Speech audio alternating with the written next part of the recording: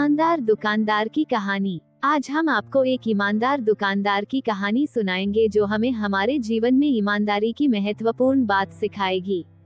ये कहानी एक छोटे से गांव के एक ईमानदार दुकानदार के बारे में है, जिनकी ईमानदारी ने उन्हें न केवल उनके ग्राहकों के दिलों में स्थान दिलाया, बल्कि पूरे गांव के लिए एक मिसाल बना दी।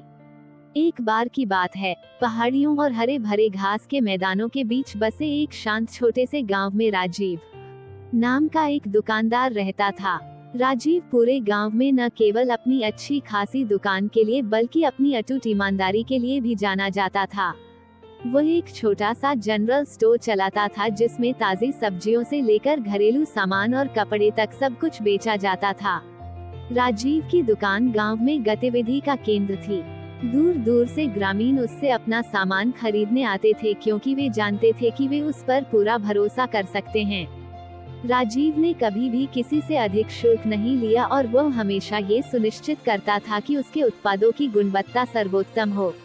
उसका मानना था कि ईमानदारी सिर्फ एक गुण नहीं बल्कि जीवन जीने का एक तरीका है।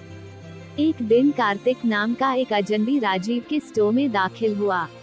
उसकी नजर टेढ़ी थी और शुरू से ही उसके इरादे कुछ संदिग्ध से लग रहे थे।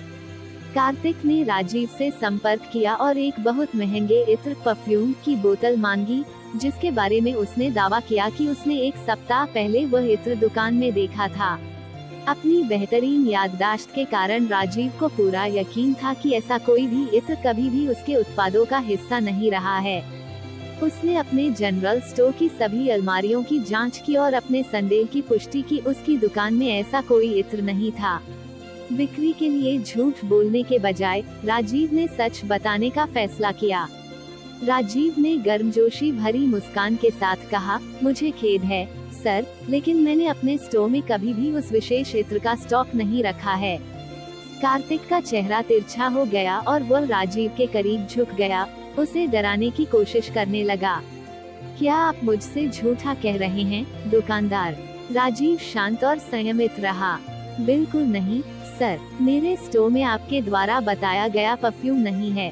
हालांकि मुझे आपको एक अलग खुशबू या कोई अन्य वस्तु ढूंढने में मदद करने में खुशी होगी जिसकी आपको आवश्यकता हो सकती है। राजीव की ईमानदारी और सत्यनिष्ठा से कार्तिक आश्चर्यचकित रह गया। उसे उम्मीद थी कि दुकानदार सच को झुठला देगा या उसे कुछ और बेचने की कोशिश करेगा। इसके बजाय उसने स्वयं को एक सच्चे ईमानदार व्यक्ति की उपस्थिति में पाया। एक पल के चिंतन के बाद कार्तिक ने सिर हिलाया और कहा, मैं आपकी ईमानदारी की सराहना करता हूँ। मैं आपके स्टोर में देखूंगा कि क्या मुझे कुछ और चाहिए। उस दिन के बाद से कार्तिक राजीव की दुकान का एक वफादार ग्राहक बन गया और उसने दुकानदार की ईमानदारी के बारे में पूरे गांव में बात फैला दी। एक ईमानदार व्यापारी के रूप में राजीव की प्रतिष्ठा बढ़ी और उसकी दुकान फलने फूलने लगी क्योंकि अधिक से अधिक लोग उस पर भरोसा करने लगे और उसका सम्मान करने लगे। राजीव की कहानी एक अनुस्मारक के रूप में कार्य करती है कि ईमानदारी एक कालातीत गुण है जो व्यवसाय और जीवन दोनों में सफलता और सम्मान दिला सकता है। शांत गांव में उसकी छोटी सी दुकान ईमानदारी का प्रतीक बन गई और उसकी ईमानदारी की विरासत पीढ़ियों तक चलती गई, जिससे दूसरों को उसके नक्शे कदम पर चलने की प्रेरणा मिली। इस कहानी का सार यह है कि ईमानदारी और सत्यनिष्ठा किसी भी भौतिक संपत्ति से अधिक मूल्यवान खजाने हैं, क्योंकि वे आपके जीवन को विश्वास, सम्मान और स्थायी सफलता से भर देते हैं। ईमानदारी ही हमेशा सर्वोत्तम रास्ता होता है, इसलिए राजीव की तरह हमें भी अपने काम में ईमानदार रहना चाहिए, चाहे हालात जैसे भी हों। प्रिय मित्रों, आपको ईमानदार दुकानदार की कहानी कैसी लगी? अपने विचार हमारे साथ जरूर साझा कीजिएगा। आने वाले समय में आपके लिए और भी प्रेरणादायक कहानियां लाता रहूंगा।